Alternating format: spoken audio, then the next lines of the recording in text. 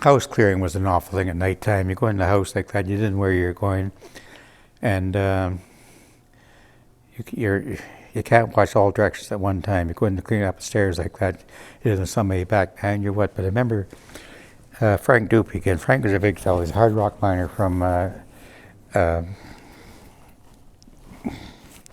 up north here anyway, Timmins.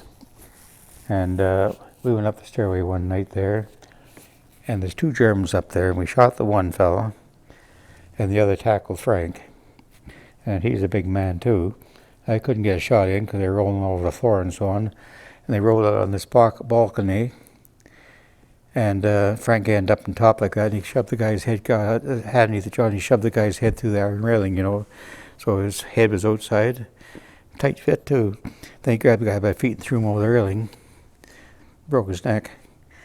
I had kind of, when you say I had to laugh, he had kind of a graveyard sense of humor, but Frank says, "That's that." Then he started to cry. First time he ever had that close hand to hand, It's the difference than when you're shooting across the street here and shooting up 5 feet away. Sometime along there too, I beat myself to the draw.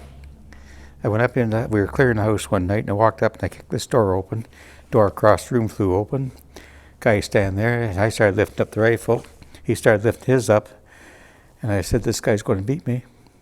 So I pulled the trigger anyway. I figured if I could scare him, I maybe get another shot into myself in the full-length mirror across the room. So I shot myself in the mirror. It was just dark enough you couldn't see what was there. I could see this stupid bugger over there. He was raising the rifle to shoot me, and I beat him to it. It scared me. It's the easiest thing in the world to kill a person. It is, but it's awful hard to live with it afterwards, especially when if you get a chance to think about it. Thank goodness I didn't for a long time. But we had another fellow. We were in an attack one night. This young fellow, he came from Hamilton, and he opened up on a German with a rifle and shot him, emptied the clip at him, which is 11 shots. Threw a hand grenade because the guy was still kicking. He grabbed the brain gun and emptied that into him. The sergeant made a joke of it. He said, "What the hell's going on anyway?" He said, "I just killed the German." Well, he says, "The next time you use that much ammunition," he says, "we'll charge you for wasting ammunition." But he was all head up like that. But a couple of days later, I saw him in a corner by himself. Thinking, it's not a nice feeling. But on the other hand, if you hadn't shot him, he'd have shot you.